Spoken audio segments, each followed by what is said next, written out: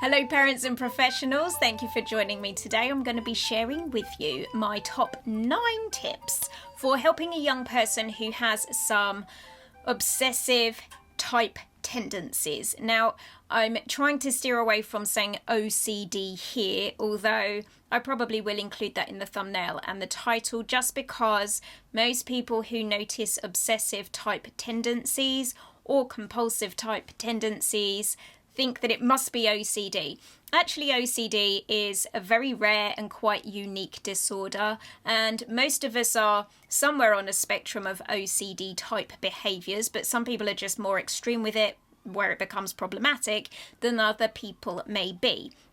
Now, in the context of what we're talking about today, I'm not going to be referring to those who have actual OCD, although some of these tips might still be quite beneficial to young people with OCD, but I'm referring more towards those types of behaviours that have an OCD type presentation but are not true OCD, just stuff where you maybe flag it up with this young person that you're working with. You notice something, you notice that they have a particular repetitive type of behaviour, and you're maybe concerned that it could start going towards an OCD direction if it were not properly addressed. So we're going to do the addressing of it here. So tip number 1 for you is you're going to make sure that in speaking to the young person about this particular repetitive behaviour that they have, that we are not humiliating them or embarrassing them in any way in how we refer to it, but we do need to flag it up. And a good frame around doing this will be to remind them that actually most people find comfort in things that they do repeatedly. And that is just straight up human nature. We get a sense of excitement and, on a more extreme end, uncertainty when things are brand new to us and we do not know what we're doing. But when we have mastered something and we're good at it, then we get feelings of comfort and certainty. Now, sometimes when our lives are a little bit bumpy in some other area, we might end up seeking out more comfort and certainty in a different area. So, for example, you might notice that your young person is having repetitive type behaviours at home because they're having great levels of uncertainty at school. And that's not necessarily to say it's always going to be that way around. It could be the opposite way around, or it could be in some other area of life where the behaviours show up or that the actual symptoms are coming from. But what we want to point out is that actually it's quite normal for people to want to do things that are more routine to increase their sense of comfort. So we tend to enjoy doing things that are more repetitive and that are more where we've got more confidence in what we're doing, even if it's a really easy low-level thing at times of uncertainty. So let's first off explore, are there uncertainties that that young person is experiencing in their life where their repetitive behaviours are increasing their feelings of comfort and a greater sense of control? And tip number 2 is, on that note, is there an overall anxiety problem that might be going on behind this? Very often when someone has straight up OCD or some repetitive or compulsive type behaviours, they actually have high levels of anxiety. And there might not be anything that's circumstantial that's causing that anxiety to be there. It could be old anxiety that's outdated, isn't relevant anymore, but just they haven't shaken it off yet. Or it's perhaps a delayed trauma. So maybe there was something very anxiety-inducing a long time ago. It wasn't processed at the time. Now they're in a point in their life where they're feeling more comfortable and confident, and their unconscious mind goes, I know, time you dealt with that old trauma. Have some anxiety. And then the next thing you know is you have a young person who's anxious and they don't even consciously know why those feelings are there. So sometimes it might be an anxiety from the past, which is just manifesting itself in the moment of now because it didn't get dealt with at the original time. So let's do some exploring to find out if there is just an overall sense of anxiety in their lives, and if so, I wouldn't encourage you to be the person, unless you are a professional working with young people. If you're a parent or you are a teacher, or you have some different relationship with that young person other than a therapeutic one, don't go exploring what the trauma is. Find a qualified therapist who will be able to help them through that. If they seem to be having unidentified anxiety, that will be the way to go. All right, tip number 3 is we want to get logical, because very often these compulsive and repetitive or obsessive type behaviours seem to help in some way for that young person, but logically they know doing that thing doesn't actually help with the bad feeling whatsoever. The two things are not actually connected. So for example, a long time ago, I had an adult client that I worked with who had a repetitive behaviour of double checking the lock on the front door, such that he had managed to wear out the lock on the front door. And it was because in his mind he would make pictures of the house being burgled because he hadn't locked it successfully. Now, when we came to discussing this behaviour of like quadruple checking the lock on the front door several times over before actually managing to leave the house, it turned out that actually doing that repetitive behaviour didn't take away any of the anxiety about the house being burgled. Dealing with the picture in his mind about the burgled house did. So we want to have these conversations where we break things down logically and say, but you do realise that doing that behaviour doesn't really make that feeling go away. Maybe subdues it, but it doesn't solve any problems. You know logically that checking the front door 6 times is not required, and that's a little strange. You logically know that, don't you? So just make sure that you have got their conscious, logical brain on side with understanding that this is a behaviour that they do not need to have and it isn't serving them. The next step we want to take is to get their agreement on starting to be brave and taking risks. Now, it might be that not checking the front door 6 times isn't a risky thing to do, but for them, it probably feels like it is.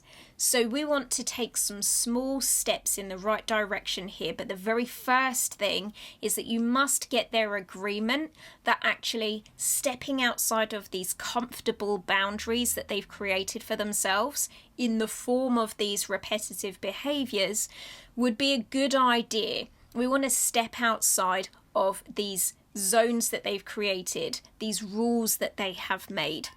And when we've got their agreement, then we need to have a discussion about needing to be very brave in those moments. So if you're not going to switch the light switch on and off 4 times, and instead you're just going to switch it off once and leave the room, that's going to feel a bit weird for you.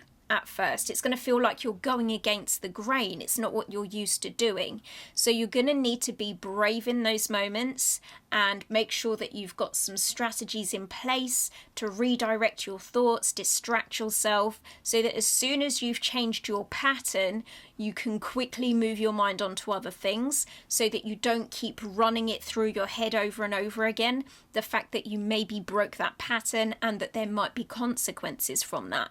The biggest consequence is going to be that it makes you feel funny, but it's not going to make anything bad happen in the universe.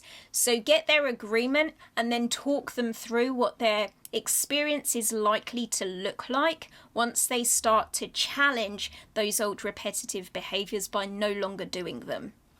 We might need to address some of what I like to refer to as the weird grey area. Very often we like to think in very black and white terms, so things are either good or bad, but they're never somewhere in the middle. And actually, in reality, life is very often somewhere in the weird grey area in the middle. So it might be that our young person has convinced themselves that if they do this behaviour, things will be okay, and if they don't do this behaviour, things will not be okay. When in actual fact, doing the behaviour probably doesn't mean that things will be okay. Things are just as likely to go wrong. And not doing the behaviour doesn't mean that things are going to go bad. Things are just as likely to be able to go right. So we want to have that conversation with them about expecting things to sometimes be good and sometimes be bad, but ultimately the way that they behave and react and the things that they do might have very little influence on the way that the universe conducts itself. And so we can expect that if they stop the repetitive behaviour, they are just as likely to have a good day as they are to have a bad day. It is just as likely that the strange things that they think about will happen, and that the strange things that they think about actually won't happen. And in fact, some of those bad things that they think might be avoided by doing their repetitive behaviours are so unrealistic, there's an even greater likelihood that bad things won't happen as a result of them no longer doing the behaviour. In fact, if anything, they get to stop thinking about those bad things quite so much going forward. And so all of the worry associated with that disappears, and they don't even have it in their mind so much anymore. So in a sense, even though those bad things may have never happened in the first place, they're happening less because they're no longer happening in their mind either. But we have to accept that there is this weird grey area that we live in quite a lot of the time, where things are quite good, things are quite bad, things might be neither good nor bad, but actually their behaviours do not make any influence over what happens in the world. The next thing is that we're going to break down this behaviour a little bit every day. So don't expect too much. Sometimes people get very connected to their repetitive behaviours. As we mentioned, it might be that they find a great source of comfort in them. And so letting them go might be like, letting go of something they're really addicted to. It could be really challenging.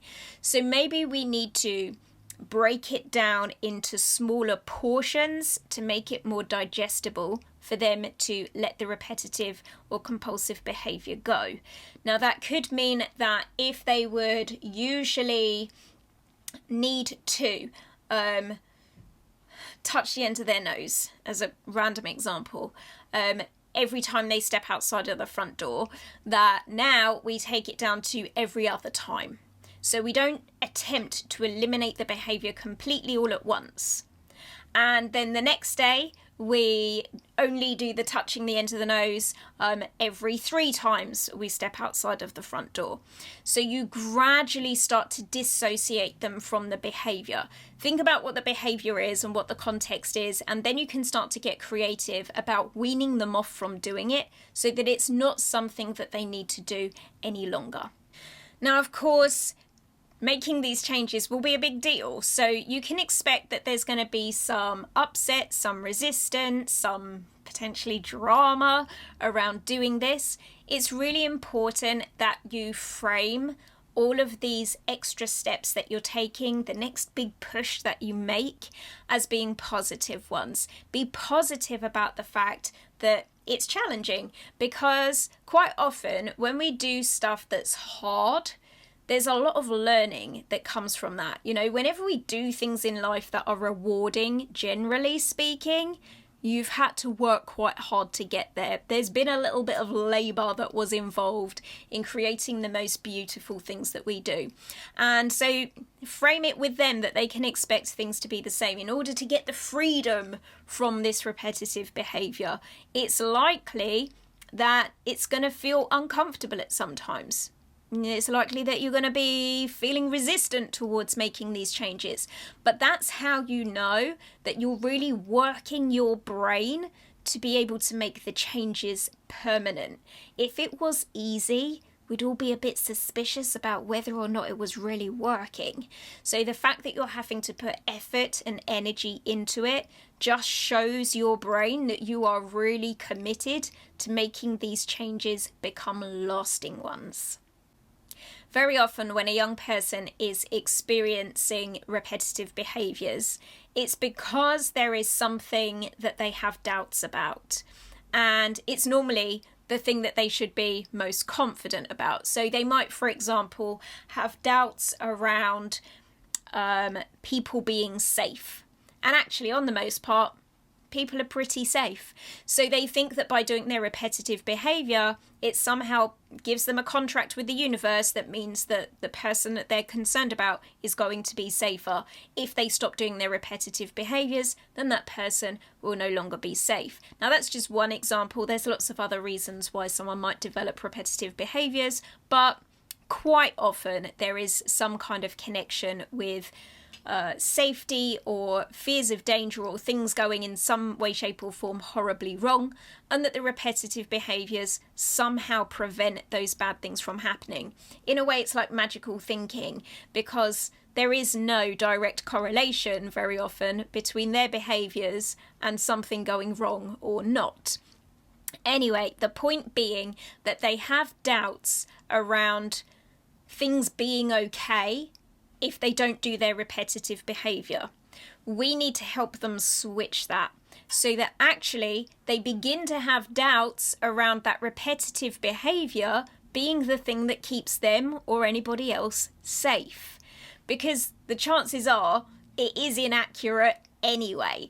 So what we want to do is make sure that we are pointing out to them all of the flaws in their logic in a kind way, maybe even having a little bit of fun with it, and if we can, getting them to giggle about it because it seems so illogical and silly to have associated those two things together.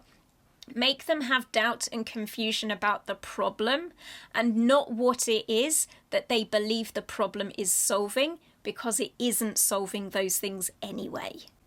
And finally, we are absolutely 100% all of the time going to praise every small success they have in moving past that old repetitive behaviour. We want them to know that we see them and acknowledge them when they do things in their new way. Now, this doesn't need to be, jazz hands, big party poppers. Like, we're not going that far with the praise and acknowledgement, because actually they might be quite embarrassed about it. But just make sure that you give them a nod and a well done when they maybe step outside of what's comfortable for them and let go of a repetitive behaviour. Like, acknowledge that that can't have been easy to do, but that they did it anyway, and that you're super proud of them for having done it.